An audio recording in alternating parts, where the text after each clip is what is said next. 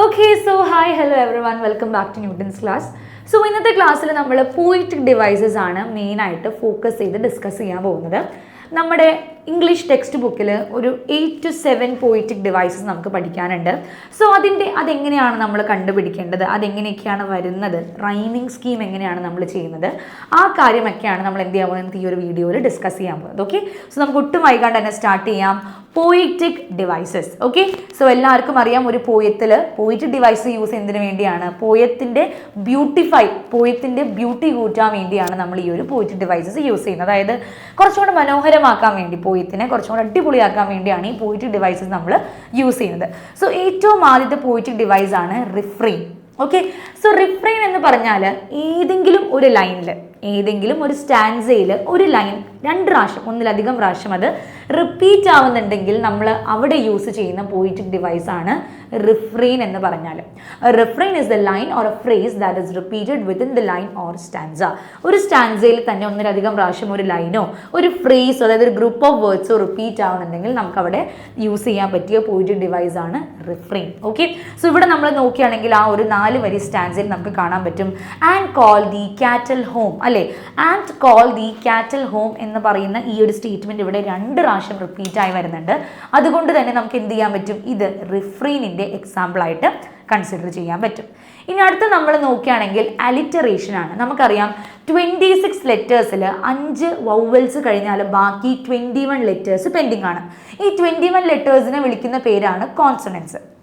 So ഈ ഒരു കോൺസണൻസിൻ്റെ sound ഏതെങ്കിലും ഒരു വേർഡിൻ്റെ ഇനീഷ്യൽ പോയിന്റിൽ ഒന്നിലധികം പ്രാവശ്യം റിപ്പീറ്റ് ആവുന്നുണ്ടെങ്കിൽ, ഒരു പ്രാവശ്യം പോരാ, ഒന്നിലധികം പ്രാവശ്യം അത് റിപ്പീറ്റ് ആവണം, 2 ആയാലും നോ പ്രോബ്ലം. അപ്പോൾ അങ്ങനെ റിപ്പീറ്റ് ആവുന്നുണ്ടെങ്കിൽ നമ്മൾ അവിടെ യൂസ് ചെയ്യുന്ന പോയിറ്റിക് ഡിവൈസ് ആണ് അലിറ്ററേഷൻ. അലിറ്ററേഷൻ കൂടുതലും ഇമ്പോർട്ടൻസ് കൊടുക്കുന്നത് കോൺസോണന്റ് സൗണ്ടിനാണ്.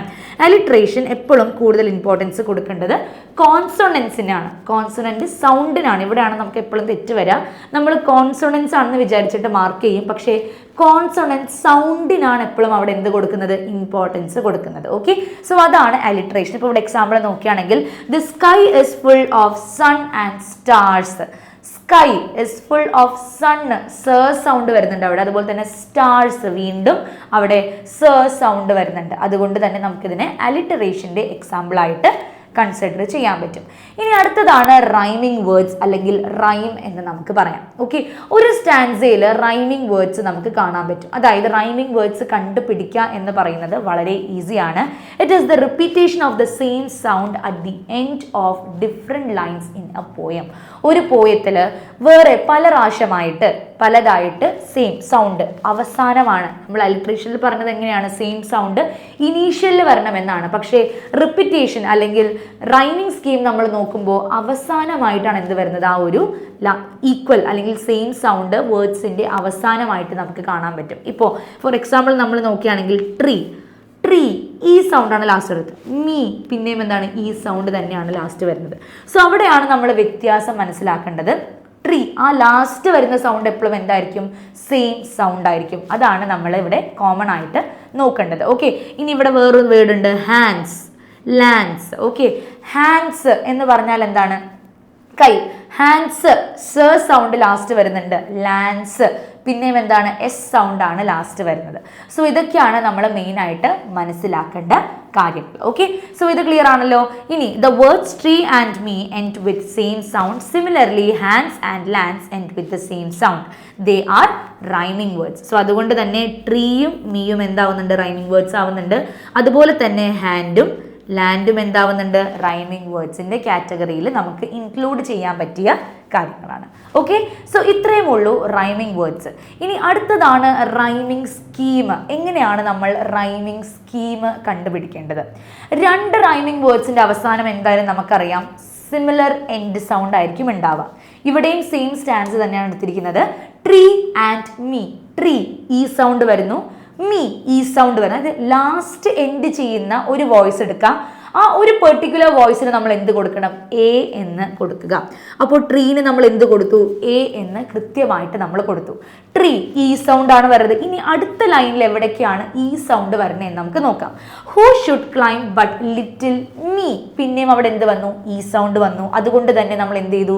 എ തന്നെയാണ് ഇവിടെയും കൊടുക്കേണ്ടത്. ബിക്കോസ് രണ്ടിൻ്റെയും എൻഡ് വോയിസ് എന്താണ്? ഇ എന്ന് പറയുന്ന സൗണ്ടിലാണ് അത് എൻഡ് ആവുന്നത്. ഇനി I held the trunk with both my hands.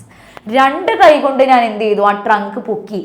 Both my hands, അവിടെ എസ് സൗണ്ട് ആണ് വരുന്നത്. അവിടെ പിന്നെയും ഈ സൗണ്ട് റിപ്പീറ്റ് ആവുകയാണെങ്കിൽ നമുക്ക് അവിടെ കൊടുക്കായിരുന്നു. പക്ഷെ ഇവിടെ വേറൊരു സൗണ്ട് ആണ് വരുന്നത്. സോ അപ്പോൾ നമുക്ക് ഇവിടെ എന്ത് യൂസ് ചെയ്യാൻ പറ്റും? ഇവിടെ നമ്മൾ പുതിയ ഒരു ആൽഫബറ്റ് യൂസ് ചെയ്യണം. അതാണ് ബി. ഓക്കെ, ഇനി ഇത് കഴിഞ്ഞിട്ട് അടിയിലേക്ക് നോക്കുമ്പോൾ ഹാൻഡ്സ്, ബീൻ്റെ സൗണ്ട് ആയിരുന്നു സ സൗണ്ട്, എൻഡിങ് സൗണ്ട് സ ആയിരുന്നു. ഇനി അടുത്ത് നമ്മൾ നോക്കിയാണുള്ളത് and look abroad on foreign lands. പിന്നെയും അവിടെ എന്താണ്? സ സൗണ്ട് തന്നെയാണ്. അതുകൊണ്ട് അവിടെ നമുക്ക് എന്ത് കൊടുക്കാൻ പറ്റും? ബി എന്ന് പറയുന്ന ഒരു പോയിറ്റിക് ഡിവൈസ് അവിടെ നമുക്ക് പ്രൊവൈഡ് ചെയ്യാൻ പറ്റും. അപ്പോൾ ഇത്രേ ഉള്ളൂ റൈമിംഗ് സ്കീം. അപ്പോൾ റൈമിംഗ് സ്കീം ഒരു പോയിറ്റിൻ്റെ ചോദിച്ചാൽ നമ്മൾ എ എ ബി ബി എന്ന് വേണം പറയാൻ വേണ്ടി. ഈ ഒരു പോയത്തിൻ്റെ എ എ ബി ബി എന്നാണ്. പല പോയംസ് എടുക്കുമ്പോൾ റൈമിംഗ് വേർഡ് അനുസരിച്ചത് എന്താവും? അത് കംപ്ലീറ്റ്ലി ചേഞ്ച് ആയിക്കൊണ്ടിരിക്കും. ഓക്കെ, ഇനി അടുത്ത നമ്മൾ നോക്കുകയാണെങ്കിൽ എന്താണ്? അസോണൻസ് ആണ്. നമ്മൾ അലിട്രേഷൻ പഠിച്ചപ്പോൾ കൂടുതൽ ഇമ്പോർട്ടൻസ് കൊടുത്തത് കോൺസണന്റ് സൗണ്ടിനാണ്. പക്ഷേ അസോണൻസ് നമ്മൾ പഠിക്കുമ്പോൾ ഇമ്പോർട്ടൻസ് കൊടുക്കേണ്ടത് വൗവൽ സൗണ്ടിനാണ്. അലിട്രേഷൻ പറഞ്ഞപ്പോൾ നമ്മൾ പറഞ്ഞു സ്റ്റാർട്ടിങ്ങിൽ തന്നെ വരണം ആ ഒരു ശബ്ദം. പക്ഷേ അസോണൻസിൽ അങ്ങനത്തെ നിർബന്ധമൊന്നുമില്ല. സ്റ്റാർട്ടിങ്ങിൽ വന്നാലും നടുക്ക് വന്നാലും എൻഡിൽ വന്നാലും ഒരു കുഴപ്പവുമില്ല. പക്ഷേ വൗവൽ സൗണ്ട് അവിടെ ഒന്നിലധികം പ്രാവശ്യം റിപ്പീറ്റ് ആയാൽ മതി. അസോണൻസിന്റെ വേറെ പേരാണ് വൗവൽ റൈം. ഓക്കെ, ഇപ്പൊ നമ്മൾ ഈ ഒരു മാർക്ക് ചെയ്ത കാര്യം നോക്കുകയാണെങ്കിൽ and looked abroad on foreign lands. Okay, looked abroad, എബ്രോ ഓ സൗണ്ട് അവിടെ വരുന്നുണ്ട്. ഇനി അതുപോലെ തന്നെ ഫോറിൻ, പിന്നെയും അവിടെ എന്താവുന്നുണ്ട്? ഓ സൗണ്ട് വരുന്നുണ്ട്. അത് കഴിഞ്ഞിട്ട് ഓൺ, ഇവിടെയും നമുക്ക് എന്ത് കാണാൻ പറ്റും? ഓ സൗണ്ട് വരുന്നുണ്ട്. ഒരെണ്ണത്തിന്റെ ഓൾമോസ്റ്റ് ബിഗിനിങ്ങിലാണ്, നടുക്കായിട്ട് വരുന്നുണ്ട് അബ്രോഡിൽ, പിന്നെ ഓണിൻ്റെയും സ്റ്റാർട്ടിങ്ങിലാണ്. അപ്പോൾ ശ്രദ്ധിക്കേണ്ട കാര്യം ഇതാണ്, സൗണ്ട് റിപ്പീറ്റ് ആയാൽ മതി. വേർഡ്സിൻ്റെ എവിടെ ആയാലും ഒരു കുഴപ്പമില്ല, നമുക്കതിനെ അസോണൻസിൻ്റെ എക്സാമ്പിൾ ആയിട്ട് കൺസിഡർ ചെയ്യാൻ പറ്റും. ഓക്കെ, ഇനിയുള്ളതാണ് പേഴ്സോണിഫിക്കേഷൻ.